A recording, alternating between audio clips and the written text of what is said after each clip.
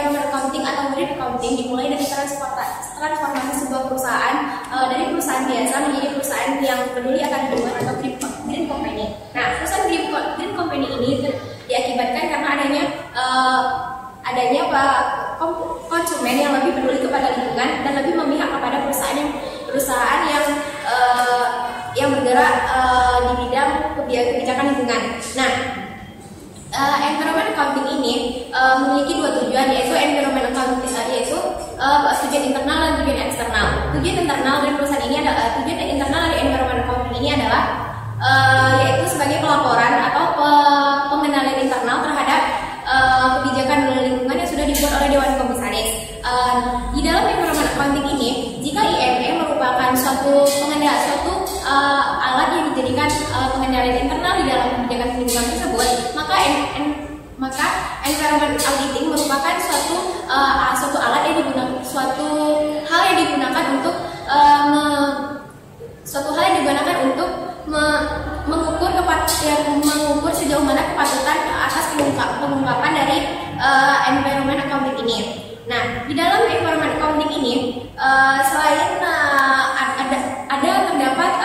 ada hal yang digunakan untuk mengintegrasikannya kepada Departemen Lingkungan. Nah, di sini dibuat sistem yaitu environment management system, digunakan untuk menjembatani celah antara Departemen Lingkungan terhadap manajemen lingkungan tersebut. Nah, di dalam environment management system distandari oleh ISO 14000 seperti yang diterapkan oleh perusahaan Johnson dan Johnson serta perusahaan DuPont, di mana mereka lebih mengolah kembali limbahnya menjadi suatu produk baru. Nah, selanjutnya adalah di environment management system ini merupakan hal yang harus dilakukan oleh perusahaan multinasional karena selain para stakeholder maupun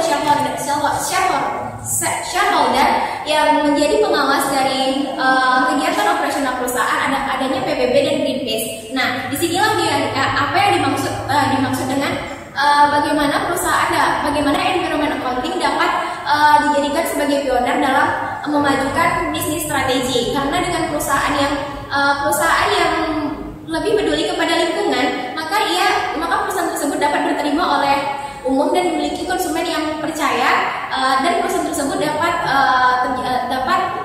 terus hidup dan terus eksis dalam waktu yang tidak dapat ditentukan. Sekian kesimpulan kami. Saya sebagai